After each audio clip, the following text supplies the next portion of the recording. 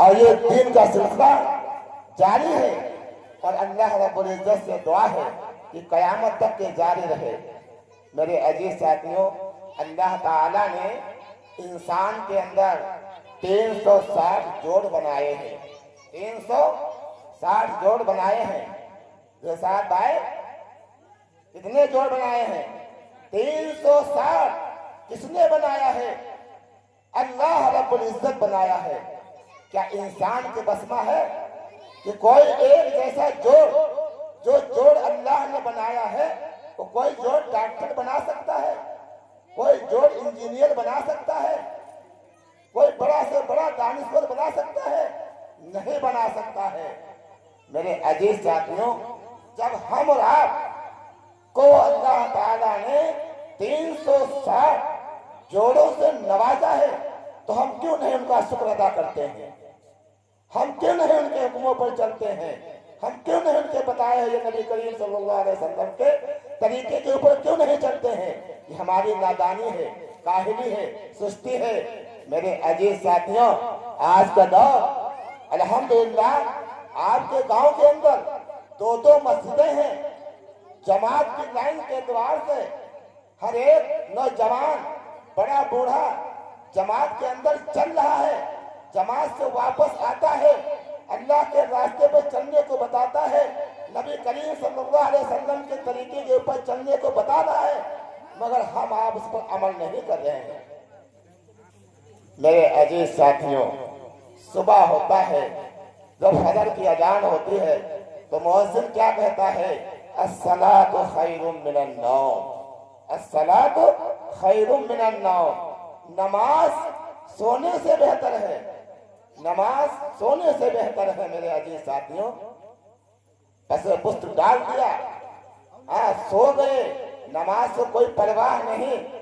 آج ملاقاتیں ہو رہی ہیں، گھر گھر جایا جاتا ہے، دروازے کے اوپر دستک دی جاتی ہے، اچھا سے اچھا نام کو پکارا جاتا ہے کہ اللہ کے مہمان آئے ہوئے ہیں، اللہ کی بات لے کر آئے ہیں، اللہ کی بات کو سنو، اللہ کی بات کے اوپر عمل کرو۔ تو گھر سے آواز آتی ہے۔ میرے عزیز ساتھیوں، خود نہیں بولتے ہیں، خود نہیں بولتے ہیں، کس سے جھوٹ بلواتے ہیں؟ اپنے بچوں سے جھوٹ بلواتے ہیں، کہہ دو ذرا گھر پر نہیں ہے۔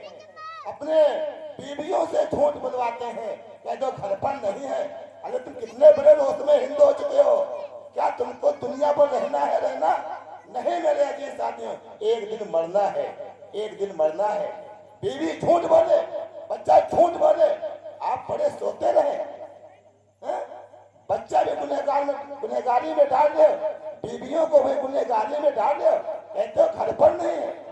اور جھوٹ بولنا، جھوٹ ہلا کر برباد کر ڈالتا ہے۔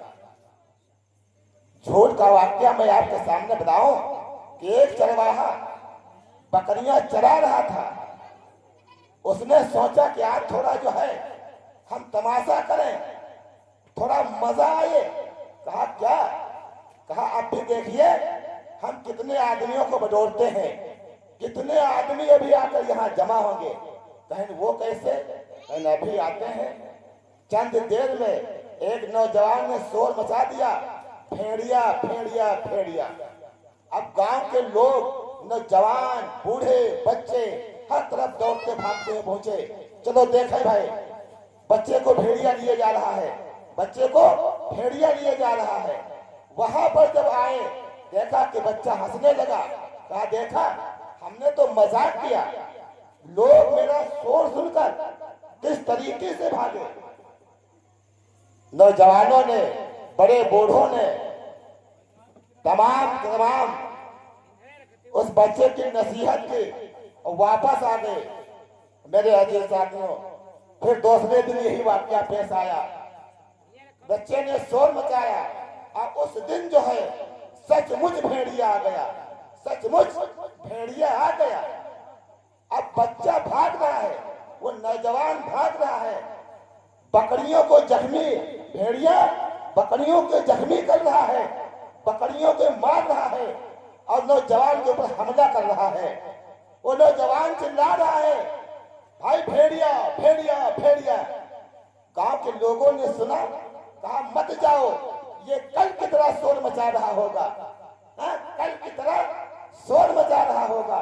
मेरे अजीज साथियों, मेरे नौजवानों, मेरी माँ और बहनों, जरा सोचो तो सही, कब तक इस दुनिया के अंदर हम रहेंगे, कब तक हमारी दुनिया के अंदर जिंदगी कटेगी।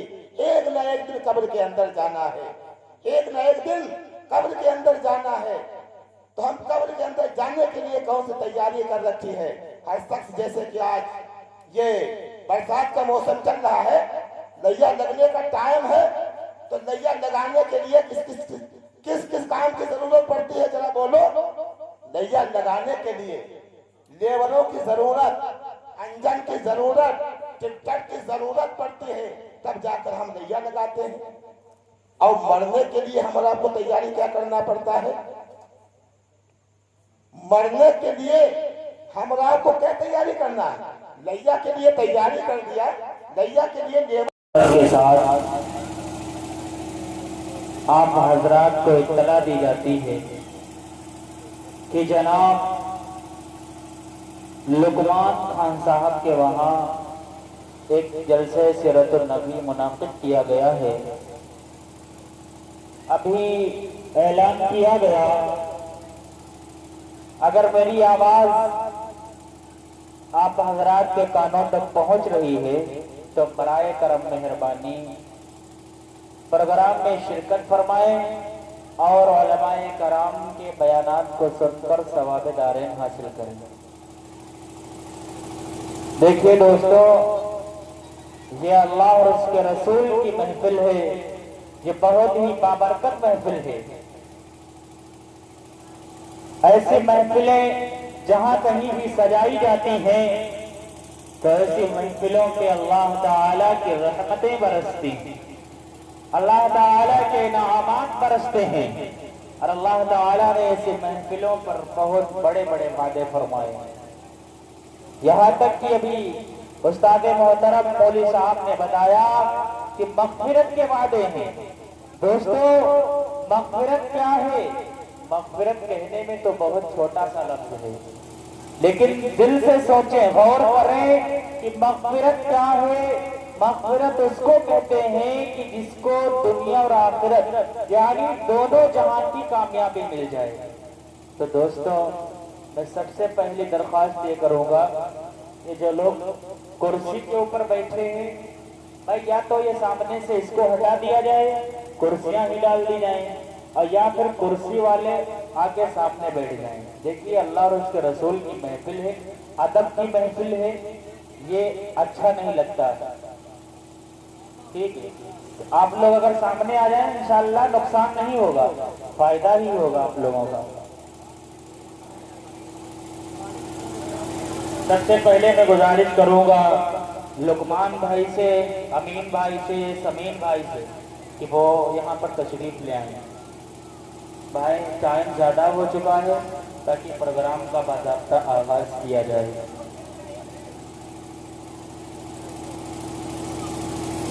दोस्तों, महफिल कोई भी हो, छोटी हो या बड़ी, आप हज़रात बारहा सुना करते हैं।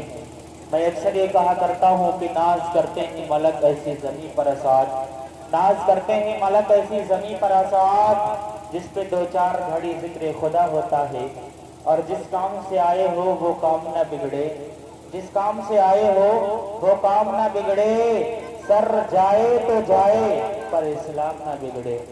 और किसी ने क्या ही खूब कहा है कि अगर जीते हो दुनिया में तो कोई काम कर जाओ, अगर जीते हो दुनिया में तो कोई काम कर जाओ, खुदा तौफीक दे तो खिदमत इस्लाम कर जाओ।